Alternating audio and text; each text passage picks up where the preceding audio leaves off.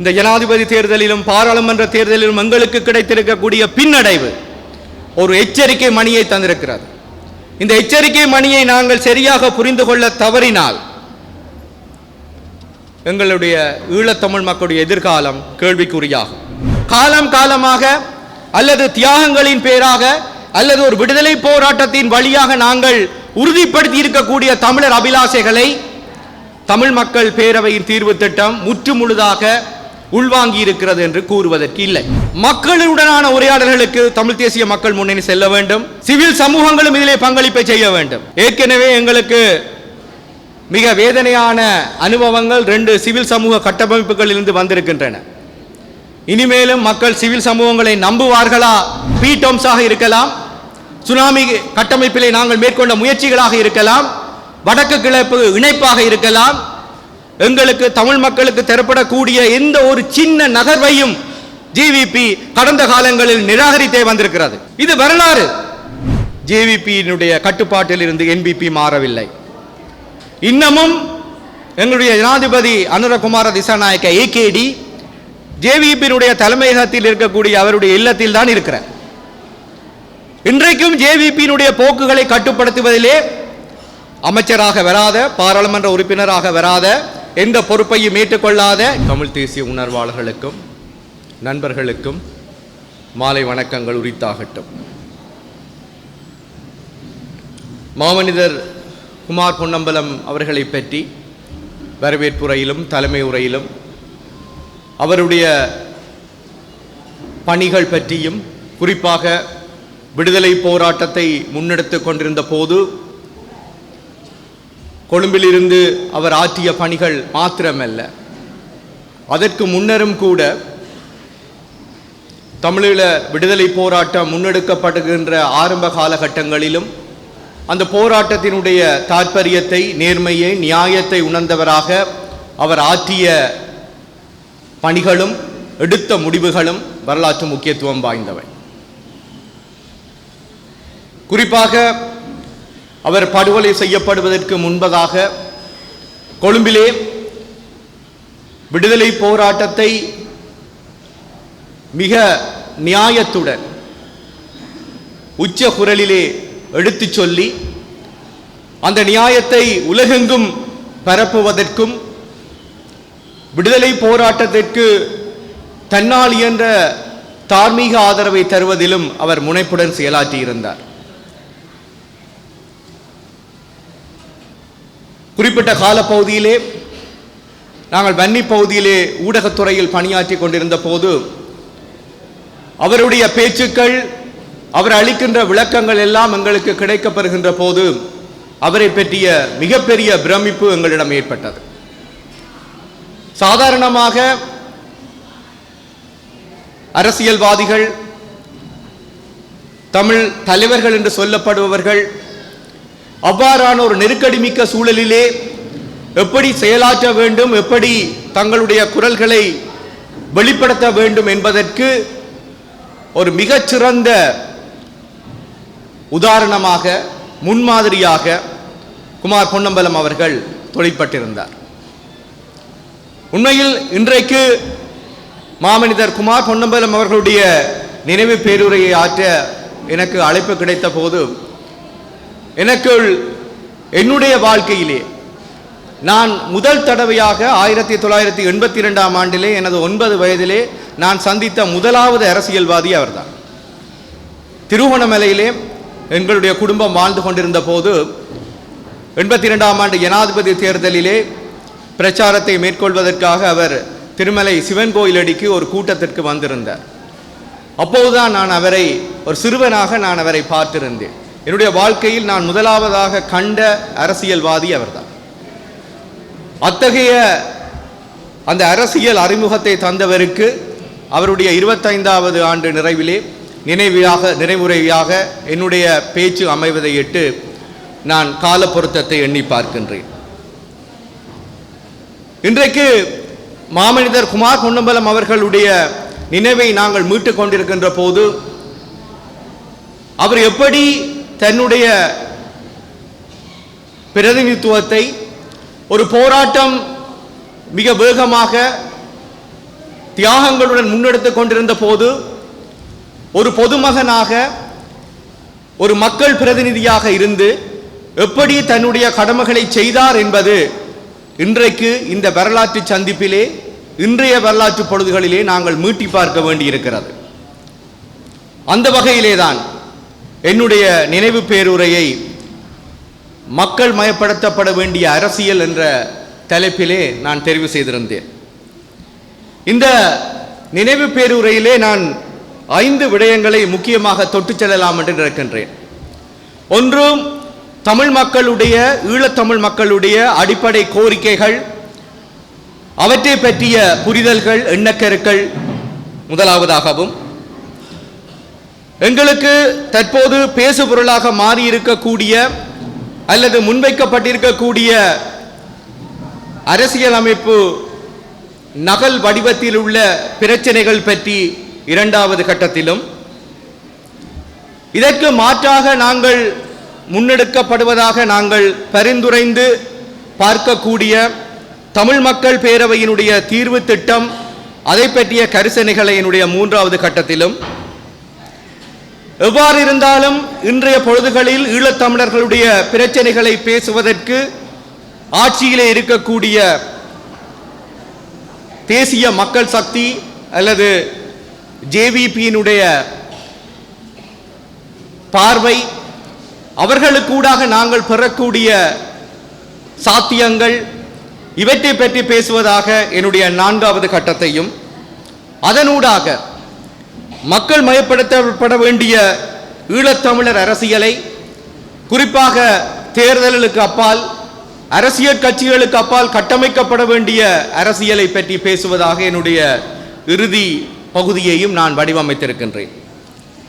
அந்த வகையிலே என்னுடைய பேச்சிலே முதலாவது விடயமாக நான் எடுத்துக்கொள்ளக்கூடியது ஈழத்தமிழ் மக்களுடைய அரசியல் அபிலாஷைகளுக்கான அடிப்படை கோட்பாடுகளை நாங்கள் இந்த கட்டத்திலே நினைவில் நிறுத்திக் கொள்ள வேண்டிய ஒரு கடப்பாட்டிலே இருக்கின்றோம். இன்றைக்கு புதிய அரசாங்கம் பதவியேற்று அதிலும் 3/2 பெரும்பான்மையை பாராளுமன்றத்தில் பெற்றிருக்கிறது. ஜனாதிபதி தேர்தலிலே மிக கணிசமான வாக்குகளை பெற்று அரசு அமைக்கப்பட்டிருக்கிறது. இவ்வாறான சூழலிலே நீண்டு தொடரும் எங்களுடைய ஈழத்தமிழர் பிரச்சனையினுடைய, எங்களுடைய போராட்ட வரலாற்றினுடைய ஒரு தீர்வை நோக்கி நாங்கள் நகர வேண்டுமாக இருந்தால், அந்த தீர்வுக்காக கொழும்பிலிருந்து வெளிப்படுத்தப்பட வேண்டிய சமிக்கைகளிலே நாங்கள் மிக கவனமாக இருக்க வேண்டும். வெறுமனே எங்களுடைய அபிலாஷைகளை அல்லது கோரிக்கைகளை நாங்கள் எங்களால் தன்னியல்பாக முன்வைப்பதை விட, அவ்வாறான கோரிக்கைகள் பரிசீலிக்கப்படுவதற்கு அல்லது கவனத்தில் எடுக்கப்படுவதற்கான ஏது நிலைகளை கொழும்பிலிருந்து அறிகுறிகளாக, சமிக்கைகளாக நாங்கள் எதிர்பார்த்திருக்க வேண்டிய இடத்தில் இருக்கின்றோம். இன்றைக்கு பதவியேற்றிருக்கக்கூடிய தேசிய மக்கள் சக்தி ஒரு மிகப்பெரிய வலுவான கட்டத்திலே இருந்தாலும் கூட, கொழும்பிலிருந்து கிடைக்கின்ற செய்திகள், தேசிய மக்கள் சக்தி அரசாங்கம் தன்னுடைய வலுவான அரசியல் பிரதித்துவத்தின் ஊடாக எதை சாதிக்கப் போகிறது என்பது பற்றிய கேள்விகளை எழுப்பிக் கொண்டே இருக்கின்றன. சிஸ்டம் சேஞ்ச் என்று சொல்லப்படுகின்ற கட்டமைப்பு மாற்றத்தை முன்வைத்து வந்த அரசாங்கம் முற்றுமுழுதாக அந்த கட்டமைப்பு மாற்றத்தை எடுத்துச் செல்ல முடியுமா, அல்லது அந்த கட்டமைப்பு மாற்றத்தை மேலிருந்து கீழாக விதைத்து செல்ல முடியுமா என்ற கேள்வி இன்றைக்கு வலுவாக எழுந்து வருகிறது. நாங்கள் கேட்கலாம், ஒரு மிக குறைந்த காலப்பகுதிதான் அவர்களுக்கு வழங்கப்பட்டிருக்கிறது. அவ்வாறான காலப்பகுதிக்குள் அவர்கள் தங்களுடைய போக்கினை அல்லது தாங்கள் செய்ய வேண்டியவற்றை நிரூபிக்க வேண்டிய காலப்பகுதி என்பது ஒப்பீட்டளவில் குறுகியதானது என்பதை நாங்கள் சொல்லிக்கொள்ளலாம். ஆனால் அரசியல் வாழ்வு என்பதும், கடந்த காலத்திலே ஸ்ரீலங்கா அரசாங்கத்தை ஆண்டு கொண்டிருந்தவர்கள் விட்டு சென்ற பாதைகளிலிருந்து மிக வித்தியாசமானவர்களாக அவர்கள் காட்ட வேண்டிய தேவை இருப்பதையும் வைத்து பார்க்கும்போது இந்த நாட்கள் மிக முக்கியமானவையாக இருக்கின்றன. தனியே தமிழ் மக்கள் மத்தியில் மாத்திரமல்லாது தெற்கிலிருந்தும் மிகப்பெரிய எதிர்பார்ப்பு தேசிய மக்கள் சக்தி அரசாங்கத்தின் மீது குவிந்திருக்கிறது. இந்த அதீத எதிர்பார்ப்பு தான் அவர்களுக்கான பெரிய அச்சமாகவும் இன்றைக்கு உருவாகி வருகிறது. ஒரு எதிர்பார்ப்பு என்பது அதி உச்ச அளவிலே இருக்கும் போது அந்த எதிர்பார்ப்பை எப்படி திருப்தி செய்து கொள்வது என்பதிலே இன்றைய அளவிலும் தேசிய மக்கள் சக்தி அரசாங்கம் ஒரு முனைப்பான முன்னகர்வை எடுத்து வருவதாக இன்னமும் உறுதிப்படுத்தப்படக்கூடிய தடயங்கள் எங்களுக்கு கிடைக்கவில்லை. இருக்கட்டும், அவ்வாறான பொழுதிலே ஆக குறைந்தது ஈழத்தமிழர் பிரச்சனைகளை தீர்ப்பதற்கான ஒரு அரசியல் நல்லெண்ணத்தை பொலிட்டிக்கல் வில் எடுத்துக்காட்டும் முயற்சிகளை நாங்கள் எதிர்பார்த்து கொண்டிருக்கின்றோம். இதுவரைக்கும் அவ்வாறான முயற்சிகள் எங்கள் கண்களுக்கோ எங்கள் அறிவு புலத்துக்கோ தெரிவதாக இதுவரை கிடைக்கப்பெறவில்லை. குறிப்பாக ஈழத்தமிழர் பிரச்சனைகளை தீர்ப்பதற்கு ஒரு ஆக்கபூர்வமான அல்லது மனச்சுத்தியுடனான செயற்பாடுகளிலே ஈடுபடுவதற்கான அறிகுறிகளை நிச்சயமாக தேசிய மக்கள் சக்தி அரசாங்கம் வெளிப்படுத்த வேண்டும். இன்றைக்கு எங்களுடைய மிக முக்கியமான பிரச்சனைகளாக இருக்கின்ற வலிந்து காணாமலாக்கப்பட்டோருக்கான நிலை, படைகளிடம் கையளிக்கப்பட்டோருக்கான நிலை பற்றிய வெளிப்படையான பிரகடனம் தேசிய மக்கள் சக்தி அரசாங்கத்தாலே வெளிப்படுத்தப்பட வேண்டும். இன்றைக்கு மீதமாக இருக்கக்கூடிய அரசியல் கைதிகள் விடுவிக்கப்பட வேண்டும். பயங்கரவாத தடை சட்டம் நீக்கப்பட வேண்டும். ஈழத்தமிழர்களின் நினைவூட்டல் உரிமைகள் அங்கீகரிக்கப்பட வேண்டும். வடக்கு கிழக்கு புனரமைப்பு என்பது இன்றைக்கு மிக அவசியமாக இருக்கின்ற போது அதற்கு சாத்தியமான மக்கள் பிரதிநிதிகளை உள்ளடக்கிய ஏதாவது ஒரு அதிகார சபையை அமைப்பதற்கான முன்முயற்சி அல்லது முன்வரைவு ஒன்று அல்லது யோசனை ஒன்று அரசாங்கத்தாலே வெளிப்படுத்தப்பட வேண்டும். திட்டமிட்ட சிங்கள குடியேற்றங்கள் நிறுத்தப்பட வேண்டும். இராணுவ மயமாக்கம் தவிர்க்கப்பட வேண்டும். இராணுவ குவிப்புகள் விலக்கப்படக்கூடிய நிலை அறிவிக்கப்பட வேண்டும். அரசாங்கம் கையகப்படுத்தி இருக்கக்கூடிய நிலங்களை விடுவிக்கின்ற அந்த நல்லெண்ண சமிக்கை தரப்பட வேண்டும். இப்படியான விடயங்களூடாக ஒரு நம்பிக்கையை கட்டியெழுப்புவதற்கான தளத்தினை தேசிய மக்கள் சக்தி அரசாங்கம் உருவாக்குவதற்கு இன்றைக்கு காலம் அவர்களுக்கு கட்டளையிட்டிருக்கிறது.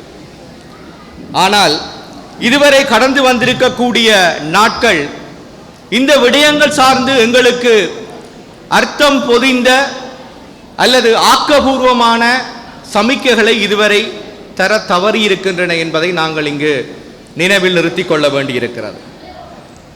ஆகவே இந்த பந்து எங்கு இருக்கிறது? இப்போது அந்த பந்தை ஈழத்தமிழர்கள் பக்கம் விடுவிப்பதற்கான அந்த பெரிய பொறுப்பு அரசாங்கம் என்ற முறையிலே தேசிய மக்கள் சக்தி அரசாங்கத்திடம் இருப்பதை நாங்கள் இந்த இடத்திலே புரிந்து கொள்ள வேண்டும். அதேபோல அவ்வாறான முன்முயற்சிகள், அறிவிப்புகள், சமிக்கைகள் விடுவிக்கப்பட்டால்தான் நாங்கள் ஈழத்தமிழர்களின் அடிப்படை கோட்பாடுகளை பேசுவதற்கு அல்லது அவற்றை பற்றி உரையாடுவதற்கு அரசியலமைப்பு, புதிய அரசியலமைப்பை உருவாக்குவதற்கான முன்முயற்சிகள் பற்றிய காத்திரமான முயற்சிகளுக்கு போவதற்கு முன்பாக நிச்சயமாக சர்வதேச மத்தியஸ்தருடனான இணக்கப்பாடுகளை எட்டுவதற்கான கட்டத்தை நாங்கள் அடைய வேண்டும். இந்த ப்ரீ கான்ஸ்டிடியூஷனல் அரேஞ்ச்மெண்ட் அல்லது ஒரு அக்ரிமெண்ட்டுக்கு நாங்கள் செல்ல வேண்டுமாக இருக்கும். அந்த ப்ரீ கான்ஸ்டிடியூஷனல் அக்ரிமெண்ட் எட்டப்பட தவறுமாக இருந்தால் மீண்டும் கடந்த காலங்களிலே எங்களுக்கு தரப்பட்டிருந்த புதிய அரசியலமைப்பை பற்றிய விவாதங்களுக்குள்ளே நாங்கள் எங்கள் சக்தியையும் நேரத்தையும் வீணடித்துக் கொள்ள வேண்டிய ஏற்படும். ஆகவே இந்த இடத்திலே எங்களுடைய அடிப்படை கோட்பாடுகள் பற்றிய மிகச் சரியான புரிதலோடு அதற்கான அங்கீகாரத்தோடு நிச்சயமாக ஒரு சர்வதேச மத்தியஸ்தத்துடனான ஒரு இணக்கப்பாடு ஒன்று ஈழத்தமிழ் மக்களுக்கும் அரசாங்கத்துக்கும் இடையிலே எட்டப்பட வேண்டும். அவ்வாறான ஒரு சந்தர்ப்பம் கனிகின்ற பட்சத்திலே தான் நாங்கள் நிச்சயமாக ஆக்கபூர்வமான அரசியலமைப்பு அல்லது புதிய அரசியலமைப்பிலே நாங்கள் பேச வேண்டிய விடயங்களை உறுதியாக முன்வைக்க முடியும். அந்த வகையிலே அப்படியான ஒரு சர்வதேச மத்தியஸ்தருடனான முன்முயற்சிகள் மேற்கொள்ளப்பட்டால் நிச்சயமாக நாங்கள் இதுவரை பேசி வருகின்ற தாயகம், தேசியம், சுயநிர்ணயம் ஆகியவற்றை மிக விரிவான வியாக்கியானத்துடன் முன்வைக்கக்கூடியவர்களாக நாங்கள் இருக்க வேண்டும். அதற்கான தயார்படுத்தல்கள் ஈழத்தமிழர்கள் பால் மேற்கொள்ளப்பட வேண்டும். அவ்வாறானதாக இருக்குமாக இருந்தால் ஈழத்தமிழர்கள் தமக்கென அடையாளப்படுத்தப்பட்ட தேசம்சார் புவியியல் பரப்பினை உடையவர்கள், பிரிக்க முடியாத சுயநிலை உரிமையை கொண்டவர்கள், வரலாற்று அடிப்படையிலும் தீவில் காலனித்துவ காலத்துக்கு முந்தைய இருப்பின் பேரிலும் அவர்களுக்கு இருக்கும் மொழியியல், சமூக, பொருளாதார, அரசியல் உரித்துக்களின் அடிப்படையிலும் ஒரு தேசிய குழுமமாக ஒன்றிணைவதற்கான உரிமை மற்றும் அந்த அங்கீகாரத்தை நாங்கள் எங்களுடைய முதலாவது கோரிக்கையாக நாங்கள் முன்வைக்க முயற்சிக்க வேண்டும். இந்த ப்ரீ கான்ஸ்டிடியூஷனல் அக்ரிமெண்ட் என்பதிலே நாங்கள் கவனமாக இல்லாத விடத்து நாங்கள் எங்களுக்கு தரப்படுகின்ற தீர்வு பொதிகளை மட்டும் வைத்துக்கொண்டு பேசக்கூடியவர்களாகத்தான் நாங்கள் இருக்கின்ற ஒரு துர்ப்பாக்கிய நிலை எங்களுக்கு உருவாகும். அல்லது வெவ்வேறு வகையான அழுத்தங்களின் பேரிலே நாங்கள் சமாளிக்க முடியாத நெருக்கடிகளை, அச்சுறுத்தல்களை சந்திக்க வேண்டியவர்களாக நாங்கள் இருக்க வேண்டியவர்களாக மாற வேண்டிய கடப்பாடு எங்களுக்கு வந்து சேரும். அதைப்போல இதுவரை நடந்திருக்கக்கூடிய சர்வதேச குற்றங்கள் மீள நிகழாமையை, நான் ரிகரன்ஸ் ஆஃப் இன்டர்நேஷனல் கிரைம்ஸ் உறுதிப்படுத்தப்பட வேண்டும். வடக்கு கிழக்கு ஈழத்தமிழர்களின் வரலாற்று மற்றும் பாரம்பரிய தாயகம் என்பது ஏற்றுக்கொள்ளப்பட வேண்டும். நிலம் சார்ந்த தொடர்ச்சியும் ஒருமைப்பாடும், அந்த டெரிட்டோரியல் இன்டெகிரிட்டி என்பது தமிழ் பேசும் மக்களின் சுய நிர்ணயத்தை உறுதிப்படுத்துவதாக, அவர்களுடைய வாழ்வியல் தொடர்ச்சியை, டெமோக்ராட்டிக் கண்டினியூட்டியை உறுதிப்படுத்துவதாக, இனம் சார்ந்து மாத்திரமல்லாமல் மொழி சார்ந்த அடையாளத்தை சுயநிர்ணய அலகின் பகுதியாக அமையக்கூடியது என்பதன் அடிப்படையில் வடக்கு கிழக்கு இணைந்த தாயகம் என்பதை நாங்கள் உரத்து சொல்லக்கூடியதாக எங்களுடைய அடுத்த கோரிக்கை வலியுறுத்தப்பட வேண்டும். அத்தோடு மாத்திரமல்லாமல் இன்றைய பொழுதுகளில் எங்களுக்கு இருக்கக்கூடிய இன்னும் சில விடயங்களை நாங்கள் எங்களுடைய அடிப்படை கோட்பாடுகளாக நாங்கள் முன்வைப்பதற்கு நாங்கள் தயாராக வேண்டும். இன்றைக்கு களத்திலே இருக்கக்கூடிய, நிலத்திலே இருக்கக்கூடிய மக்களுக்கு சமனாக புலம்பெயர் சமூகத்திலும் எங்களுடைய மக்கள் வாழ்கிறார்கள். அவ்வாறான பட்சத்திலே புலம்பெயர்ந்த ஈழத்தமிழ் சமூகம் ஈழத்தமிழர்களின் ஒருங்கிணைந்த பகுதி என்பது ஏற்றுக்கொள்ளப்பட வேண்டும். சுய நிர்ணயம் பற்றிய அரசியல் அபிலாசைகள் தொடர்பான எத்தகைய பொது வாக்கெடுப்பு ஒன்று நடத்தப்படுமாக இருந்தாலும் அதிலே புலம்பெயர் சமூகமும் பங்கேற்பதை உறுதி செய்யக்கூடிய நிலை உருவாக வேண்டும். அது மாத்திரமல்லாமல் அனைத்து மதங்களையும் சமமாக பேணக்கூடிய மதச்சார்பற்ற நிலையினை வடக்கு கிழக்கு எங்கனும் உறுதிப்படுத்தக்கூடிய, தீவடங்கிலும் வாழக்கூடிய தமிழ் பேசும் மக்களுக்கான மொழி உரிமைகளை வடக்கு கிழக்கில் சிங்களம் பேசுபவர்களுக்கு உறுதிப்படுத்தக்கூடிய நிலையை நாங்களும் உறுதிப்படுத்த வேண்டும். வடக்கு கிழக்கில் அமையக்கூடிய சுயநிர்ணய அதிகாரமுடைய அலகானது இயல்பாக, தன்னியல்பாக தீவின் ஏனைய பகுதிகளோடு உறவாடக்கூடிய நெகிழ்வான கூட்டிணைப்பாக இருப்பதை நாங்கள் உறுதிப்படுத்திக் கொள்ள வேண்டும். இத்தகைய சுயநிர்ணய உரிமைக்கு பாதிப்புகள் ஏதும் ஏற்படுமாக இருந்தால் சர்வதேச நீதிமன்றம் போன்ற சர்வதேச அங்கீகாரத்துடன் கூடிய நீதி பொறிமுறை ஒன்று கூடாக அந்த பிரச்சனைகளை தீர்த்துக் கொள்வதற்கான ஏது நிலைகள் பற்றி நாங்கள் கவனத்தில் கொள்ள வேண்டும். இந்த அடிப்படை கோட்பாடுகளில் நாங்கள் உறுதியாக இருந்து கொண்டு அவற்றை பேசுபொருளாக கொண்டு அவற்றின் தளத்திலே நாங்கள் புதிய அரசியல் அமைப்பு பற்றிய யோசனைகளை எதிர்நோக்குபவர்களாக இருப்போமாக இருந்தால் நிச்சயமாக அது எமது நீண்ட இத்தனை தியாகங்கள் செய்யப்பட்ட விடுதலை போராட்டத்திற்கு ஏதோ ஒரு வகையில் நியாயம் கற்பிப்பதாக அது அமையும். அந்த கட்டம் எங்கள் மத்தியிலே நாங்கள் முதலில் உறுதிப்படுத்திக் கொள்ள வேண்டும். நான் நினைக்கின்றேன் அந்த கட்டத்தை நாங்கள் உறுதிப்படுத்திக் கொள்வதற்கு தேர்தல் அரசியலுக்கு அப்பாலே அல்லது அரசியல் கட்சிகளுக்கு அப்பாலே நான் ஏற்கனவே குறிப்பிட்ட மக்கள் மயப்படுத்தப்பட்ட அரசியலை நாங்கள் பயன்படுத்திக் கொள்ள வேண்டும். இந்த அடிப்படை உரிமைகள் அடிப்படை கோட்பாடுகள் மக்களின் கோரிக்கைகளாக ஈழத்தமிழ் மக்களின் இறைமையை உறுதிப்படுத்தப்படக்கூடிய கோரிக்கைகளாக முன்வைக்கப்படுகின்ற போது அதற்கு மிக பெரும் வலு கிடைக்கும். அந்த வலுவினை நாங்கள் கூட்டு திரட்சியாக நாங்கள் உருவாக்க வேண்டும். கட்சி வேறுபாடுகளுக்கு அப்பாலே அரசியல் மாச்சரியங்களுக்கு அப்பாலே அந்த கூட்டு உணர்வு உருவாக்கப்படுமாக இருந்தால்தான் நாங்கள் புதிய அரசியல் யாப்பை மிகச் சரியாகவும் வலுவாகவும் உறுதியாகவும் ஒரு திரட்சியாகவும் எதிர்கொள்ள முடியும். இல்லாவிட்டால் எங்கிருந்தோ எங்களுக்கு தரப்படுகின்ற பரிந்துரைகளின் அடிப்படையிலும் சிபார்சுகளின் அடிப்படையிலும் முன்வைக்கப்படக்கூடிய தீர்வு பொதிகளிலே நாங்கள் சிக்கிக்கொள்ள வேண்டித்தான் ஏற்பாடு. இந்த நிலையை உணர்ந்து கொண்டுதான் நாங்கள் அடுத்த கட்ட நகர்வுகளை நோக்கி நாங்கள் நகர முடியும் என்பது என்னுடைய கருத்தாக அமைகிறது. இந்த நிலையிலிருந்து நான் இரண்டாவது கட்டத்திற்கு செல்கிறேன். ஓகே, இப்படியான ஒரு நிலைப்பாடு எங்களுக்கு இருக்கின்ற பட்சத்திலே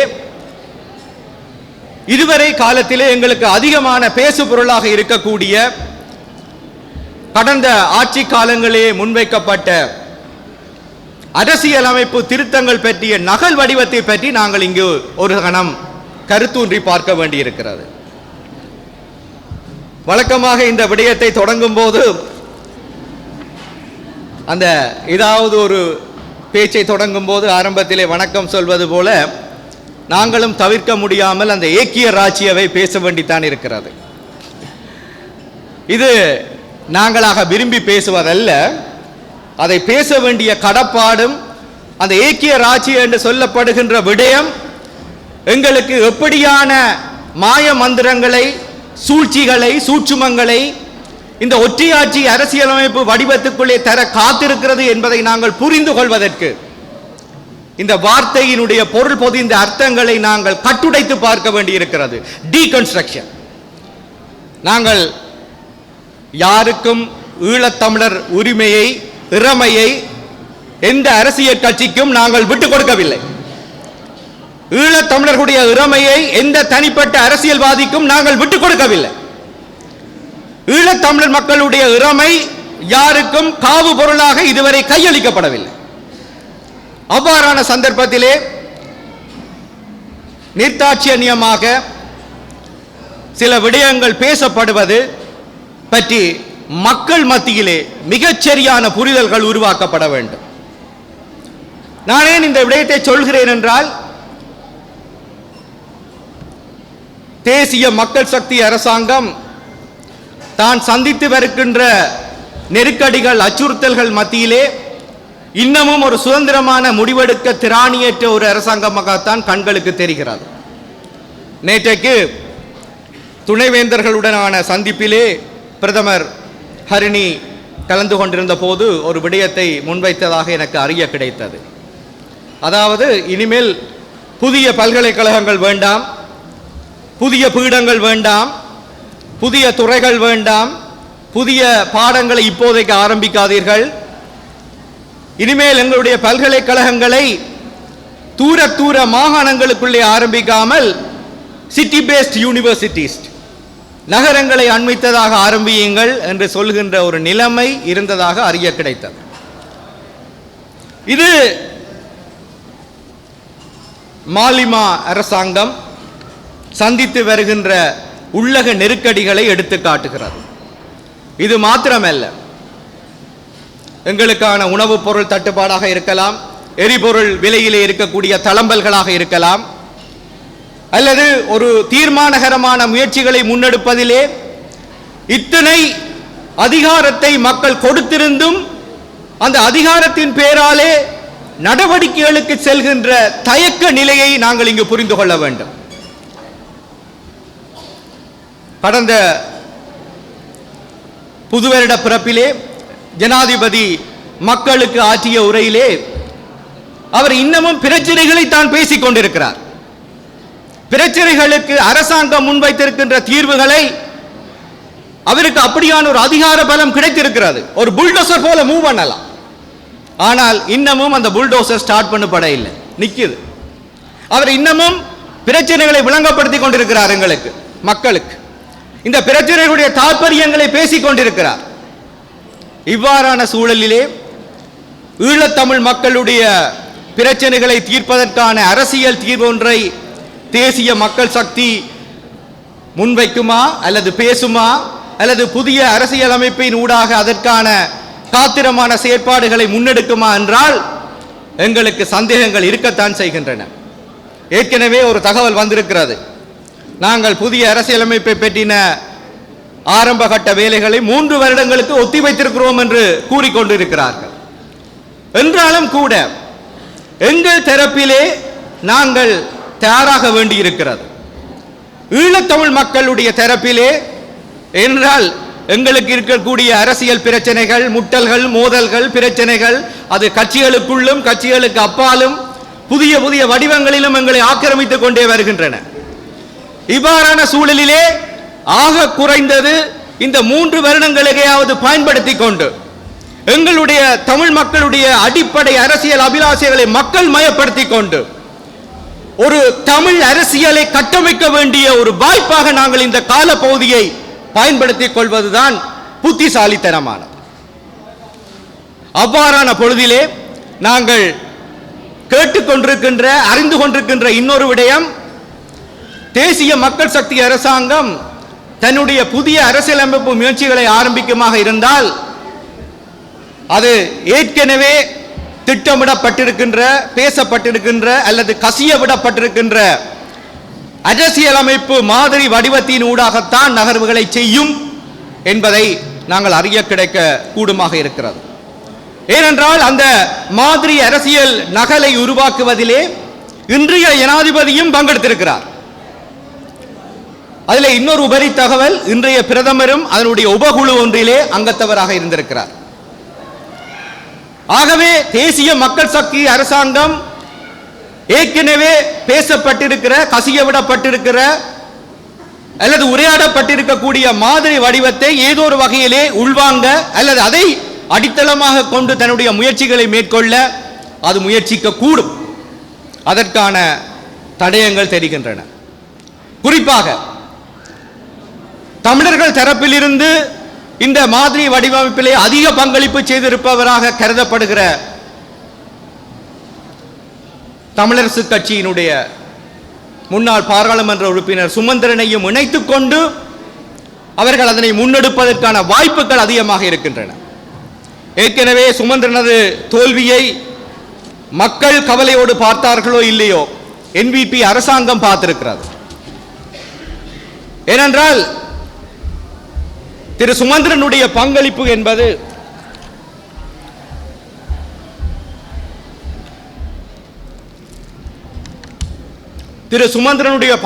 என்பது அவர்களுக்கு மிக முக்கியமாக இருக்கிறது.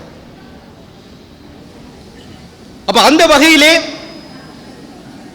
இதுவரை முன்வைக்கப்பட்டிருக்கக்கூடிய அந்த மாதிரி வடிவத்திலே இருக்கக்கூடிய சில முக்கியமான கரிசனைகளை நான் இங்கு சுட்டி காட்டிக்கொண்டு அடுத்த கட்டத்துக்கு போகலாம் என்று நினைக்கின்றேன்.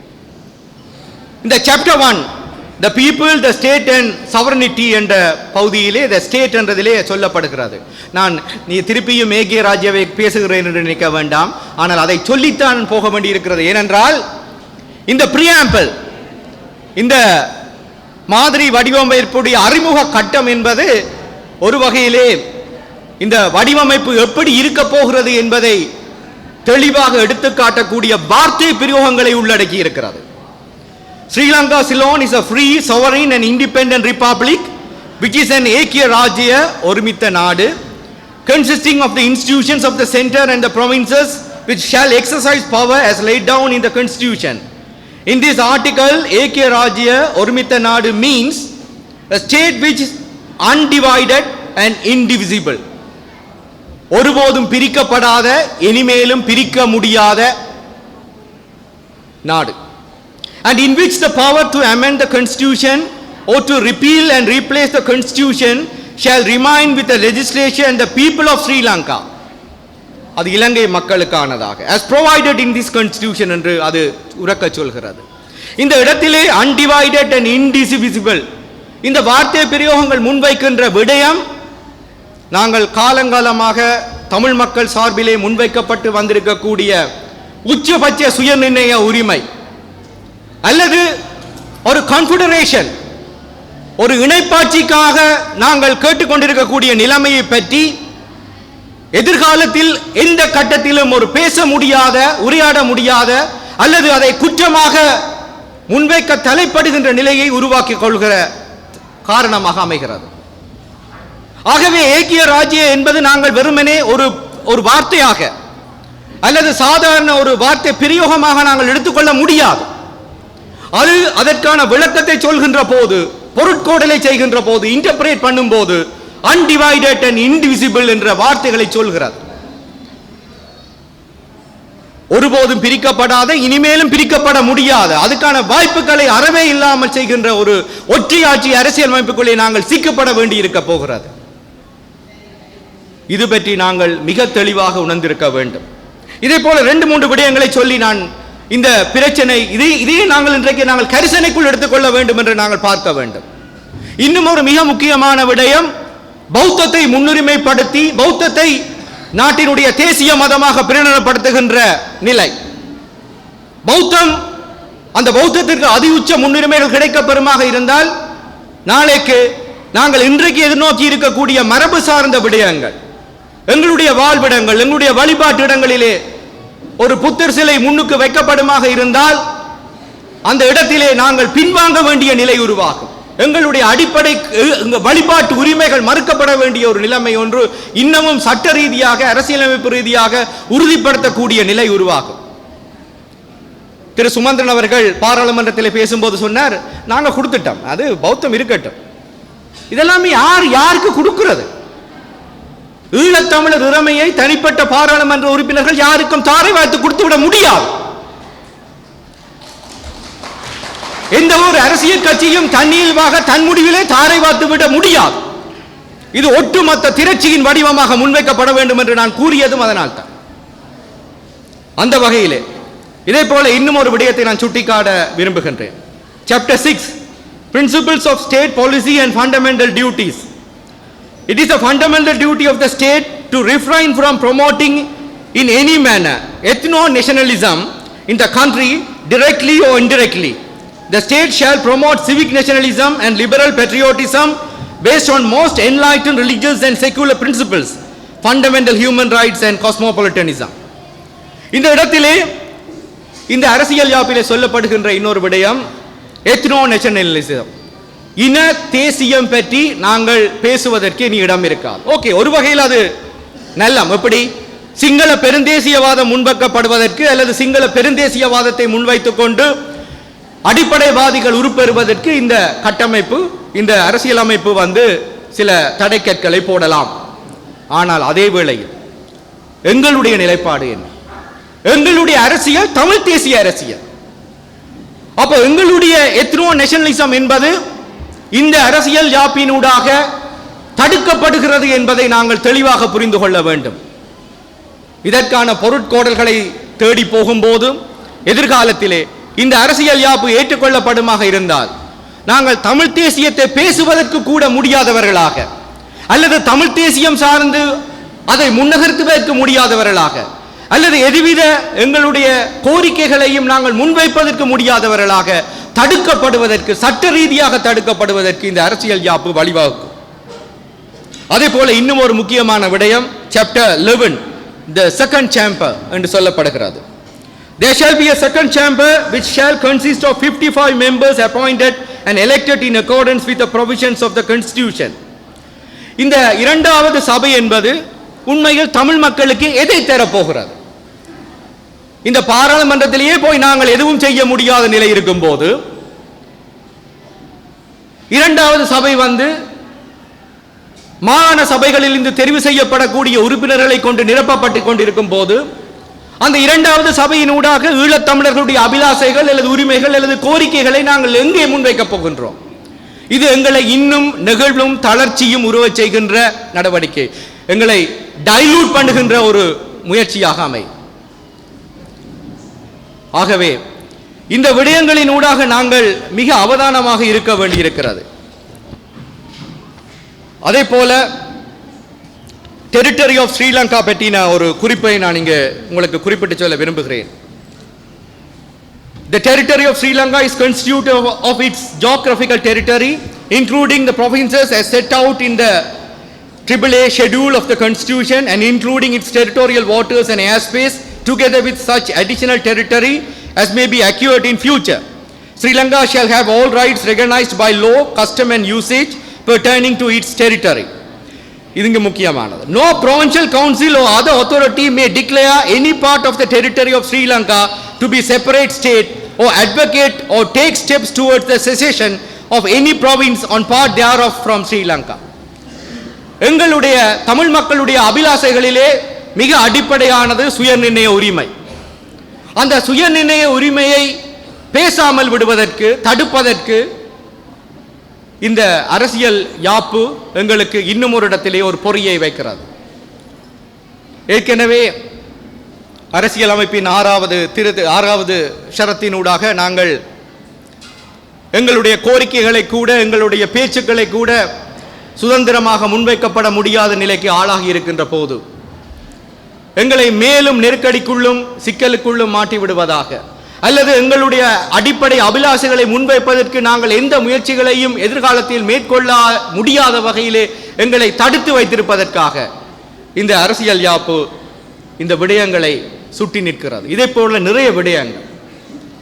ஆகவே இந்த என்னுடைய இரண்டாவது பகுதியிலே நான் இதை சுட்டுகின்ற விடயம், ஏற்கனவே இருக்கக்கூடிய அரசியல் அமைப்பின்படி புதிய தீர்வுகள் பற்றி பேசப்படுமாக இருந்தால் நாங்கள் மிக கவனமாக இருக்க வேண்டும். அதற்கு முதல் நாங்கள் எங்களுடைய கோரிக்கைகளை முன்வைக்க தயாராக இருக்க வேண்டும். இதிலிருந்து நான் இன்னொரு கட்டத்திற்கு செல்கின்றேன். தமிழ் மக்கள் பேரவை முன்வைத்திருக்கக்கூடிய தீர்வு திட்டம் இன்றைக்கு இது ஒரு பேசுபொருளாகி இருக்கிறது. ஒரு வகையில் ஜனாதிபதி தேர்தலுக்கு பின்னரும் பாராளுமன்ற தேர்தலுக்கு பின்னரும் தமிழ் தேசிய மக்கள் முன்னணி, நான் ஒரு வெளிப்படையான வெளி ஆளாக சொல்கிறேன். நான் இதில் கட்சி சார்பானவனும் அல்ல, கட்சியினுடைய அனுதாபியும் அல்ல. ஆனால் மிகச்சரியாக இந்த ஜனாதிபதி தேர்தல், பாராளுமன்ற தேர்தல் தந்திருக்கின்ற முடிவுகளை வைத்துக்கொண்டு அல்லது இதனூடாக இனி வரக்கூடிய வளர் நிலைகளை வைத்துக்கொண்டு தமிழ் தேசிய மக்கள் முன்னணி ஒரு நகர்வை மேற்கொண்டிருக்கிறது. அது ஏற்கனவே ஒரு வகையில் குறிப்பிடத்தகுந்த கட்சிகளாலும் சிவில் சமூகங்களினாலும் அங்கீகரிக்கப்பட்டிருக்கக்கூடிய தமிழ் மக்கள் பேரவையினுடைய தீர்வு திட்டத்தை பேசுபொருளாக்குவது அல்லது அதனூடாக நாங்கள் தமிழ் மக்களுடைய அபிலாசைகள் முன்வைக்கப்படுமாக இருக்குமா என்பதை பார்த்துக் கொள்வது. உண்மையில் தமிழர் அபிலாசைகளை வெளிப்படையாக ஆவண வடிவில் ஒரு வகையில் பல தரப்புகளும் இணைந்த ஒரு முயற்சியாக நாங்கள் இந்த தீர்வு நகலை பார்க்கலாம். அதில் எந்த சந்தேகமும் இல்லை. நீண்ட பிரயத்தனத்தின் பேரால் இந்த முயற்சி மேற்கொள்ளப்பட்டது. பல கட்ட கலந்துரையாடல்கள் மேற்கொள்ளப்பட்டன. அதிலும் எந்த சந்தேகமும் இல்லை. மக்கள் முன்பாக, குறிப்பாக சிவில் சமூகத்துடன் தொடர் கலந்துரையாடல்கள் மேற்கொள்ளப்பட்டன. அன்றைய பொழுதில் அரசியலமைப்பு ஆராயும் குழுவிடமும் அது சமர்ப்பிக்கப்பட்டது. அரசாங்கத்திற்கும் அது பற்றி தெரியப்படுத்தப்பட்டது. இலங்கை தீவின் தமிழ் தேசிய இனப்பிரச்சினைக்கான தீர்வு திட்ட முன்வரைவாக அது முன்வைக்கப்பட்டது. நல்ல விஷயம். ஆனால் நான் இங்கே ஒரு விடயத்தை சுட்டிக்காட்ட விரும்புகின்றேன். தமிழ் மக்களுடைய ஈழத்தமிழ் மக்களுடைய இதில் எங்களுக்கு ஒரு சின்ன ஒரு சிக்கல் எப்போதும் இருந்து வருகிறது. நாங்கள் எங்களை எப்படி அடையாளப்படுத்த போகிறோம்? நாங்கள் இலங்கை தமிழர்களா ஈழத்தமிழர்களா? நாங்கள் இலங்கை தமிழர்கள் என்று எங்களை அடையாளப்படுத்திக் கொள்வோமாக இருந்தால் அந்த அடையாளம் இன்னொரு வகையில் எங்களை நெகிழ்வுறச் செய்கிற டைலூட் பண்ணுகிற ஒரு அடையாளமாகத்தான் நான் பார்க்கின்றேன். எங்களுடைய காலங்காலமான எங்களுடைய அடையாளம் ஈழத்தமிழர்கள் தான். அந்த பதம் அந்த அடையாளம் தான். அதையும் மனதில் இருத்தி கொண்டு இந்த தமிழ் மக்கள் பேரவை முன்வைத்திருக்கக்கூடிய இந்த தீர்வு திட்டம் அல்லது ஒரு முன்வைப்பு அல்லது முன்மொழிவானது ஒரு வகையில் எங்களுடைய அபிலாசைகளை ஆங்காங்கே பூர்த்தி செய்வதாக இருந்தாலும் கூட நான் ஏற்கனவே என்னுடைய பேச்சிலே முதலாவது பகுதியில் குறிப்பிட்டிருக்கக்கூடிய எங்கள் காலம் காலமாக அல்லது தியாகங்களின் பேராக அல்லது ஒரு விடுதலை போராட்டத்தின் வழியாக நாங்கள் உறுதிப்படுத்தி இருக்கக்கூடிய தமிழர் அபிலாசைகளை தமிழ் மக்கள் பேரவையின் தீர்வு திட்டம் முற்று முழுதாக உள்வாங்கி இருக்கிறது என்று கூறுவதற்கு இல்லை. இந்த இடத்திலே எங்களுக்கு கலந்துரையாடல்கள் தேவைப்படுகின்றன. குறிப்பாக நான் ஒரு விடயத்தை சுட்டிக்காட்ட உங்களுக்கு விரும்புகிறேன்.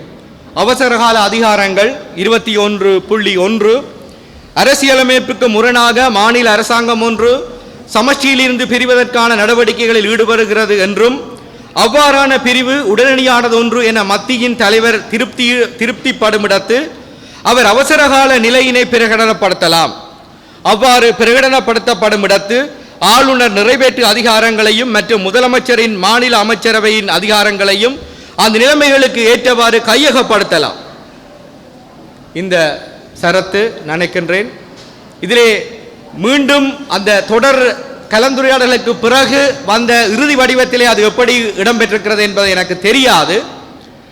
அந்த வரையறை எனக்குள் உள்வாங்கிக் கொண்டு இந்த சரத்து எங்களது சுய நிர்ணய உரிமைக்கான அல்லது நாங்கள் எங்களை ஆள்வதற்கான அந்த பொறிமுறையில் ஒரு பிடியை ஒரு கைப்பிடியை மத்தியிடமே வைத்திருப்பதற்கு நாங்களே சம்மதிக்கின்ற ஒரு நிலையை உருவாக்கி இருக்கிறது. ஆகவே நான் நினைக்கின்றேன் தமிழ் மக்கள் பேரவை முன்வைத்திருக்கக்கூடிய இந்த தீர்வு நகல் பற்றி ஒரு காலம் கருதிய கலந்தாய்வு தேவைப்படுகிறது. அதே போல அந்த கலந்தாய்விலே ஏதோ ஒரு கட்டத்திலே எங்களுக்கு ஒரு பொது வாக்கெடுப்பு தேவைப்படுமாக இருந்தால் ரெஃபரண்டம் அது கருத்து கணிப்பு வாக்கெடுப்பாக இருக்கக்கூடாது. எங்களுக்கு தெரிவுகளை தந்து இந்த தெரிவுகளிலே எதை மக்கள் நாடுகிறார்கள் என்பதை குறிப்பிடாமல் நாங்கள் ஒரு முடிந்த முடிவை சொல்லி இதை மக்கள் ஏற்றுக்கொள்கிறார்களா இல்லையா என்பதை உறுதிப்படுத்தக்கூடிய ஒரு பொது வாக்கெடுப்பாகத்தான் அது இருக்க வேண்டும். ஆகவே நான் நினைக்கின்றேன் எங்களுக்கு ஒரு போதிய காலம் இருக்கிறது. தமிழ் தேசிய மக்கள் முன்னணி அதற்கான முன்னகர்வை ஆரம்பித்திருக்கிறது. இங்கு பாராளுமன்ற உறுப்பினர் ஸ்ரீதரன் அவர்களும் இருக்கிறார்.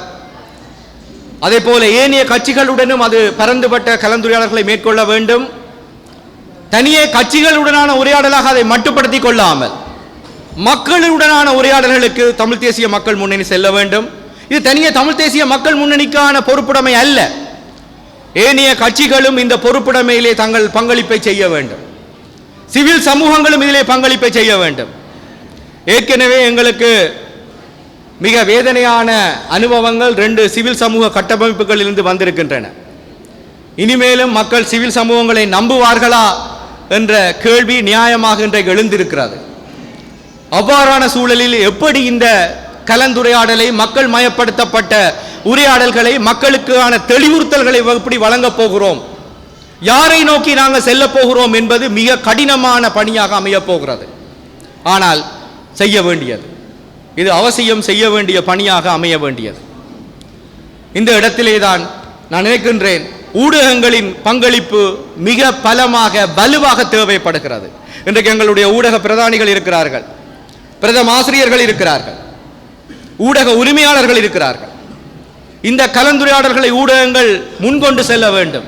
ஆனால் என்ன துரதிர்ஷ்டவசமாக இன்றைக்கு சமூக ஊடகங்களிலே நாங்கள் பேச வைக்கப்படுகின்ற விடயங்கள் எங்களுடைய இந்த அடிப்படை பிரச்சனைகளை பற்றி இல்லாது வெறுமனே நாளாந்த பிரச்சனைகளையும் அல்லது அரசியல் ஸ்டண்ட்களையும் நம்பிக்கொண்டிருக்கக்கூடிய ஒரு கவன குவிப்பைத்தான் எங்களுக்கு ஏற்படுத்தி இருக்கிறது. ஆகவே ஒரு மாற்று வழி திறக்கப்பட வேண்டும். அந்த மாற்று வழி என்பது நிச்சயமாக இந்த முயற்சிக்கு ஒரு வலி சேர்ப்பதாக அமைய வேண்டும் என்று நான் கேட்டுக்கொள்கின்றேன். நான் அடுத்த கட்டத்தை நோக்கி நகர்கிறேன். இவ்வாறான சூழலிலே தெற்கிலே தேசிய மக்கள் சக்தி அரசாங்கம் பொறுப்பேற்றிருக்கும் போது அந்த தேசிய மக்கள் சக்தி என்பது ஜேவிபியா என்பிபியா? இந்த கேள்வி எல்லாரிடமும் இன்றைக்கு எழுந்து வருகிறது. ஏன் என்பிபி தன்னை வேறொரு முகத்தினூடாக அடையாளப்படுத்தி இருக்கிறது? இதற்கு ஒரு முக்கியமான ஒரு நேர்காணலை நான் இங்கு குறிப்பிடுகிறேன். டாக்டர் லயனல் போபகே 1977 ஆண்டிலிருந்து 82 ஆண்டு வரை ஜேவிபியினுடைய பொதுச் செயலாளராக இருந்தவர். 1960 அவர் ஒரு முக்கியமான ஜேவிபி செயற்பாட்டாளர். அவர் ரோஹன விஜயவீரவோடு ஒரு மிக முக்கியமான முரண்பாட்டை சந்தித்து வெளியேறுகிறார், நாட்டை விட்டே வெளியேறுகிறார். இந்த லயனல் போபகேனுடைய ஒரு நேர்காணல் மிக சமீபத்திலே பார்க்க கிடைத்தது.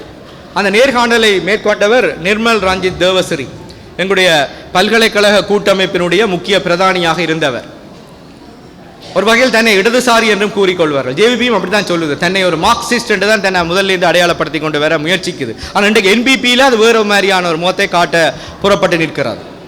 ஆனால் லயனல் போபகே சொல்கின்றார், இந்த ஆரம்பத்திலே தான் தமிழ் மக்களுடைய ஈழத்தமிழ் மக்களுடைய சுயநிர்ணய உரிமையை ஜேவிபியின் பால் முன்வைத்ததாகவும் அதற்கு 1971 72 73 போகம்பர சிறையிலே தான் தமிழ் மாணவ செயற்பாட்டாளர்களுடன் சிறையில் அடைக்கப்பட்டிருந்த போது அவர்கள் வழியாக தனக்கு தமிழ் மக்களுடைய பிரச்சனைகள் பற்றி அறிய கிடைத்ததாகவும் அதன் போது தனக்கு ஏற்கனவே இருந்த மார்க்சிச சித்தாந்த அறிவின்படி, குறிப்பாக விளாடிமிர் லெனின் முன்வைத்த தேசிய இனங்களுக்கான சுயநிர்ணய உரிமை என்ற அந்த முக்கியமான கோட்பாட்டின்படி தமிழ் மக்களுக்கும் சுயநிர்ணய உரிமை இருக்கிறது என்பதை தான் உரத்து சொன்னதாகவும் அவர் குறிப்பிட்டிருந்தார்.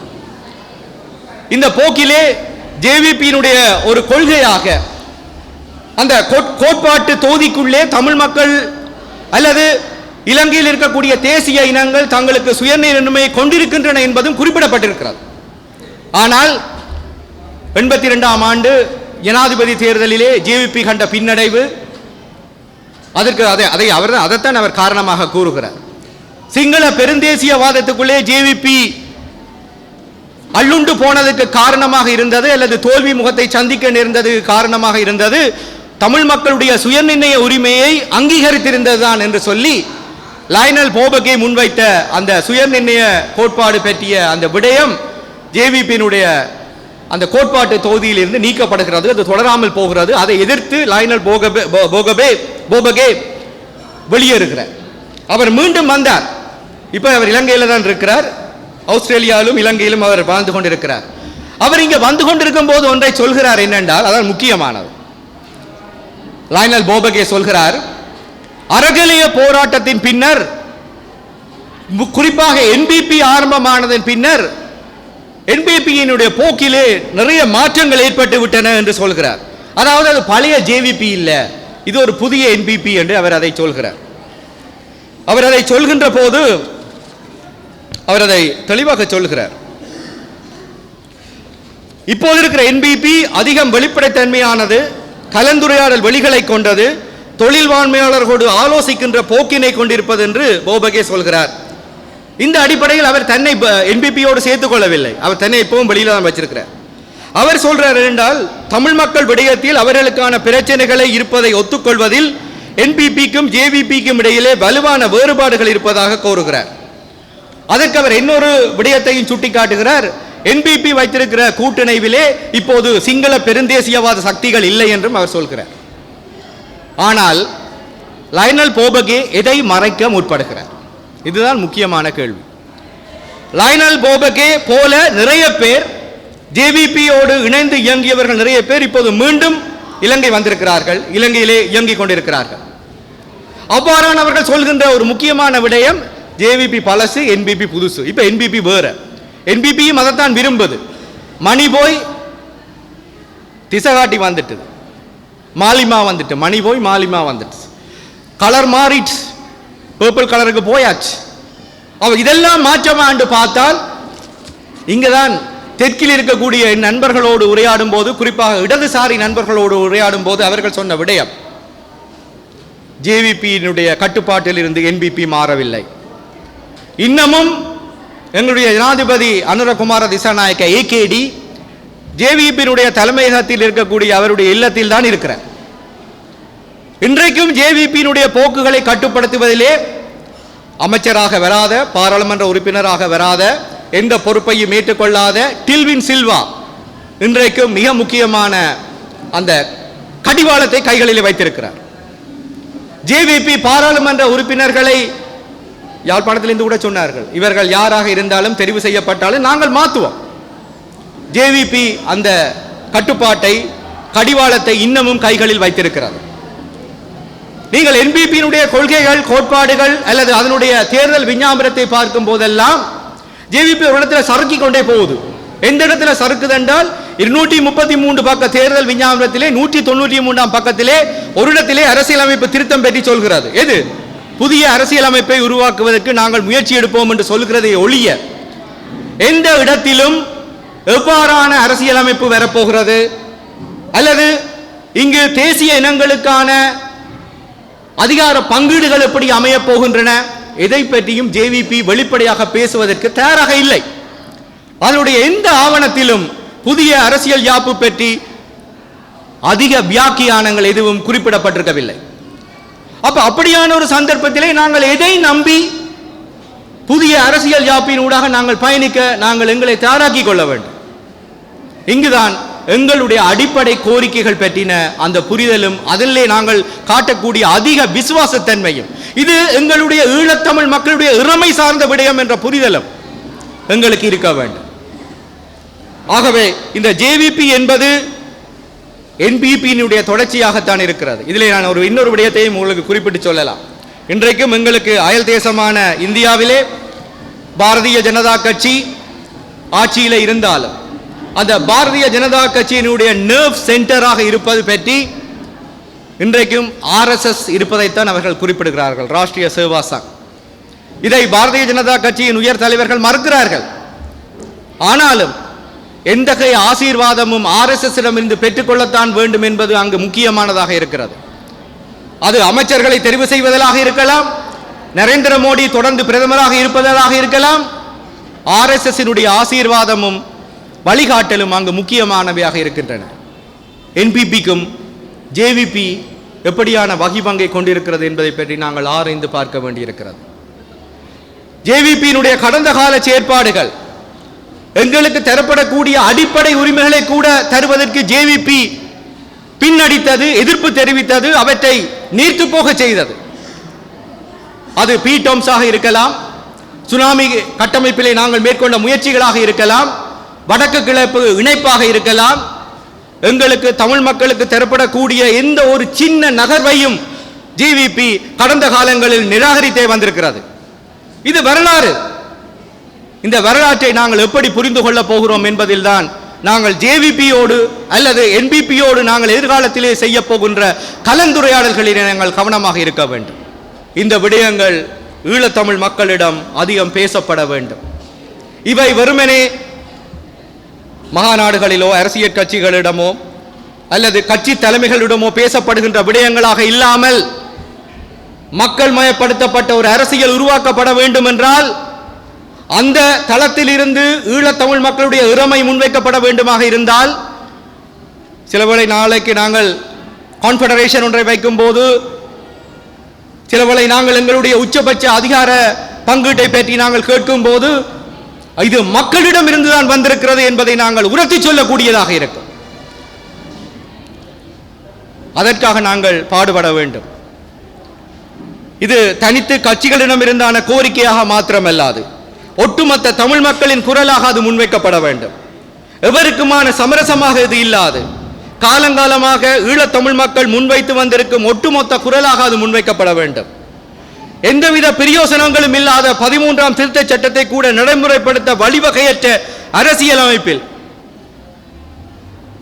நாங்கள் எங்கள் அடிப்படை கட்டமைப்புகளுக்கான எங்கள் அடிப்படை அபிலாஷைகளுக்கான வெளியை எப்படி தீர்மானிக்க போகிறோம் என்பதை பற்றி நாங்கள் மக்கள் மத்தியில் இருந்தான புரிந்துணர்வை கட்டமைக்க வேண்டும்.